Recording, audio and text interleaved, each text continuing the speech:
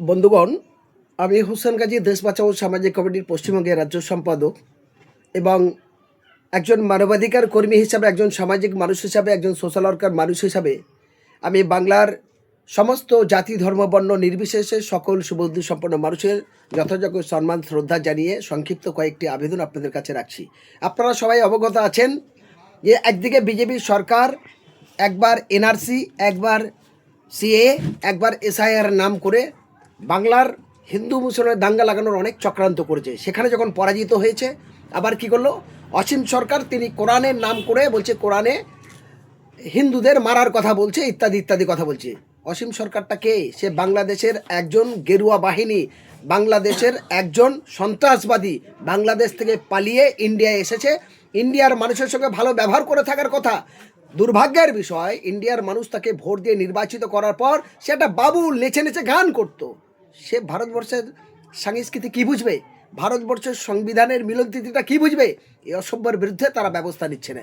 আরেকটা কথা বলি, বাংলায় যে বিজেপির দালালগুলো আছে, সে শুভেন্দু অধিকারী, সুকান্ত মজুমদার, দিলীপ ঘোষ, আপনার শ্রমিক ভট্টাচার্য থেকে শুরু করে সজল ঘোষ থেকে সমস্ত, এদেরকে জুতোর বাড়ি মেরে মুখ সোজা করে দেওয়া দরকার।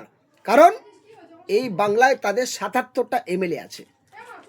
তারা বাংলার হিন্দু মুসলমান দলিত আদিবাসীর জন্য কি করেছে?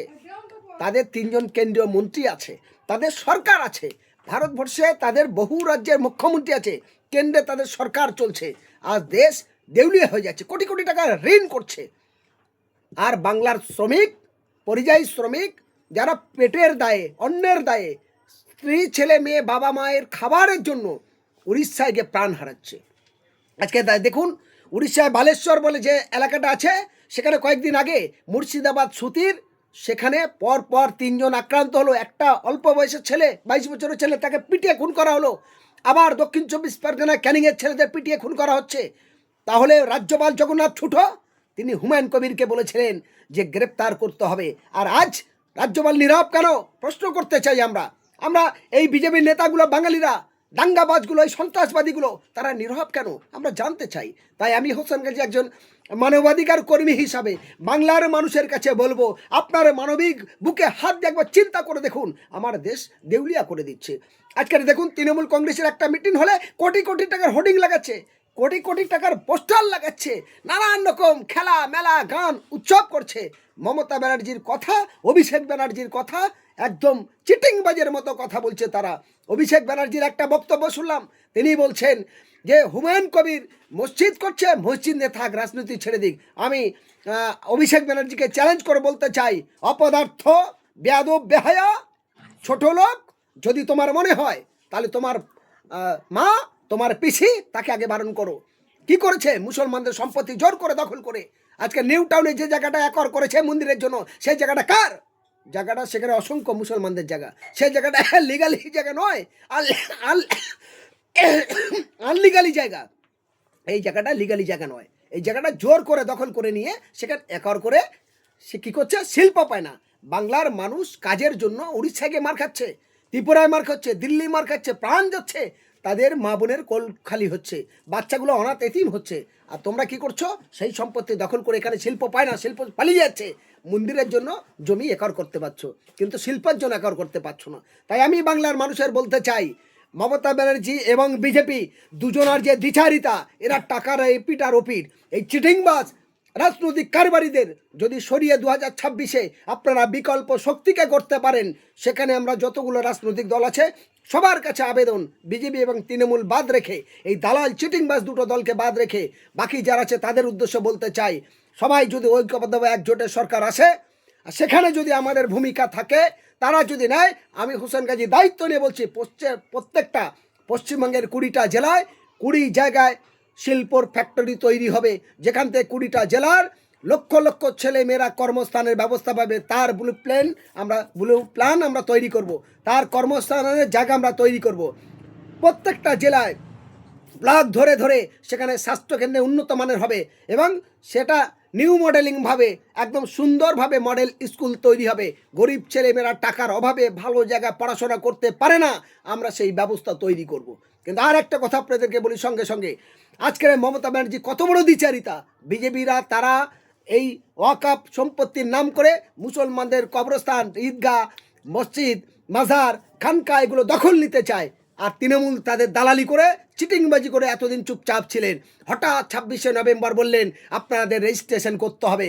আর 5ই ডিসেম্বর টাইম থাকার পরেও মমতা ব্যানার্জির সরকার, তৃণমূল দল চিটিংবাজি করে 1লা ডিসেম্বর কালেক্টরের নামে করে দিলেন, ডিএমের নামে করে দিলেন গোরস্থান, ঈদগাহ, বড় বড় মাজার, গোরস্থানগুলো।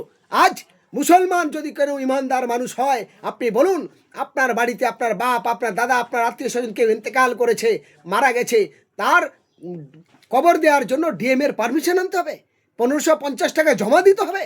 আর এই চিটিংবাজ তৃণমূলকে আবার ফের মুসলমানরা ভোট দেবে, এই তৃণমূলের নাম মুখে নেবে। যদি কোনো ইমানদার মুসলমান হয়, আল্লাহ তাআলা যদি তার বিবেক বুদ্ধি দেয়, আমি তার কাছে হাত জোড় করে অনুরোধ করব, সময় আছে। যেমন বিজেপি দ্বিচারিতা করছে, তেমন তৃণমূল দ্বিচারিতা। যারা আমার গোরস্থান, আমার বাবা, নানা, নানি, আমার আত্মীয় স্বজনের কবরস্থান দখল করে নিচ্ছে, মাদ্রাসা, মসজিদকে উৎখাত করছে, আমার ধর্মের ওপর আঘাত এনেছে, সেই চিটিংবাজ তৃণমূলকে আর ভোট দিতে পারি না। তাই এতদিন যা করেছেন আল্লাহর হস্তে মাফ করে দিয়ে আপনারা নতুন করে ভাবুন। তৃণমূল এবং বিজেপির বিরুদ্ধে 26শে বাংলার নতুন বিকল্প সরকার তৈরি হোক। সেই সরকারের মধ্যে শিক্ষা, স্বাস্থ্য, কর্মস্থানের জন্য জায়গা তৈরি হবে। এই বাংলার মানুষ বাইরে গিয়ে প্রাণ যাবে না, এবং প্রত্যেকটা নারী পুরুষ সকলকে ট্রেনিং দিয়ে বহুমুখী রোজগারের মতো জায়গা তৈরি হবে। আপনাদের উদ্দেশ্য বলি, আজ পরিযায়ী শ্রমিকদের যন্ত্রণা বেদনায় আর থাকা যায় না, আর চুপ থাকতে পারছে না। কেন বাংলার কাজ দিতে পারছে না? ভোটের সময় বুথ দখল করতে পারে, ভোটের সময় তারা ভোট চুরি করতে পারে, তারা এলাকায় মানুষের মনোনয়ন না দিতে পারে, তার জন্য বোম, বন্দুক, অস্ত্র সব ব্যবহার করতে পারে, খেলায় মেলায় উৎসবে কোটি কোটি টাকা দান করতে পারে, হাজার হাজার ক্লাবের টাকা দিতে পারে, হাজার হাজার প্যান্ডেলের টাকা দিতে পারে, আর মানুষের শিক্ষা, স্বাস্থ্য, কর্মস্থান লাঠুরে যাবে। গরিব মানুষদের কতদিন এই ধমকে চমকে আর ভোট নিয়ে জিতবে? তাই আমি বাংলার শুভবুদ্ধি সম্পন্ন মানুষের কাছে বলতে চাই, আসুন মানবতার খাতিরে আজ বাংলার মানুষ, বাঙালিরা, তারা বাংলা কথার অপরাধে উড়িষ্যায় মার খাবে, বাংলা কথার অপরাধে বাংলাদেশি তকমা দে ত্রিপুরায় মার খাবে, উত্তরপ্রদেশ মার খাবে, রাজস্থান মার খাবে। এই জিনিস, এই যন্ত্রণার মেনে নেওয়া যায় না। তাই আমি হোসেন গাজী একজন মানবাধিকার কর্মী হিসাবে বাংলার প্রত্যেকটা সুবুদ্ধি সম্পন্ন মানুষের কাছে বলবো, একটা ছোট্ট কথা বলি, ধর্মের নামে বিজেপি তৃণমূল এত সুশ্রুড়ি দিয়ে কটা মানুষের কর্মস্থান করেছেন। আর আমি বাংলার প্রত্যেকটা মানুষের কাছে 2 হাত জোড় করে অনুরোধ করব, একবার মুর্শিদাবাদ, বেলডাঙ্গা, রেজিনগর, ছেত্রীতে যান, গিয়ে দেখে আসুন। হুমায়ুন কবির মসজিদ এখন স্টার্টিং করেনি, তিনি বলেছেন ফেব্রুয়ারি মাসে মসজিদ করব। ইতিপূর্বে হাজার হাজার গরিব মানুষদের করে খাওয়ার জন্য সেখানে 200-র উপরে হোটেল তৈরি হয়েছে, সেখানে কয়েক হাজার মানুষ বিভিন্ন ব্যবসা করে তাদের সংসার চলছে, কয়েক হাজার গাড়ি প্রতিদিন তাদের রোজগার চলছে। মমতা ব্যানার্জি বলেছিল চপ বেচো, ফুচকা বেচো, চা বেচো, কচুরি বেচো, কিন্তু বেচবেটা কোথায়? মমতা ব্যানার্জির কালীঘাটের বাড়িতে বিক্রি করবে। সেই জায়গা তিনি তৈরি করতে পারেনি। হুমায়ুন কবির মুখে বলেনি, কাজ করে তার প্রমাণ দিয়েছে। এবং হুমায়ুন কবির বলেছেন তিনি ইউনিভার্সিটি করবেন, তিনি মডেল স্কুল করবেন, তিনি হসপিটাল করবেন, তিনি আরও বহু কিছু করতে চান। ফলে তার পরিকল্পনা যেটা বলেছে, কাজ শুরু হয়নি, তারপরেও লক্ষ লক্ষ মানুষের কর্মস্থানের ব্যবস্থা হয়েছে। সুতরাং আমরা চাই সামাজিক পরিবর্তনের ভাবে এইভাবে গোটা বাংলার সমস্ত মানুষ, জাতি, ধর্ম, বর্ণ নির্বিশেষে সাংবিধানিক দৃষ্টিতে রেখে সংবিধানের যে প্রত্যেকটা আর্টিকেলের ধারা, সেইটাকে বাস্তবায়িত রূপায়িত রেখে মানুষের মিলনতীতি গড়া, মানুষের ভাব ভালোবাসার ভ্রাতৃত্ববোধ রক্ষা করা, এবং শিক্ষা, স্বাস্থ্য, কর্মস্থান দিয়ে সুন্দর বাংলাকে, সম্প্রীতির বাংলাকে গড়ে তোলা। যে বাংলা ভারতবর্ষের স্বাধীনতার পথ দেখেছে, যে বাংলা ভারতবর্ষের মানুষের রাস্তা দেখেছে, যে বাংলা লড়াই করে ইংরেজ, ব্রিটিশ সাম্রাজ্যবাদ, দালালদের দেশ ছাড়া করেছে, সেই বাংলা 2026-এ নতুন পথ দেখানোর জন্য চাই আপনাদের দোয়া, আপনাদের আশীর্বাদ, আপনাদের সহযোগিতা। ধন্যবাদ।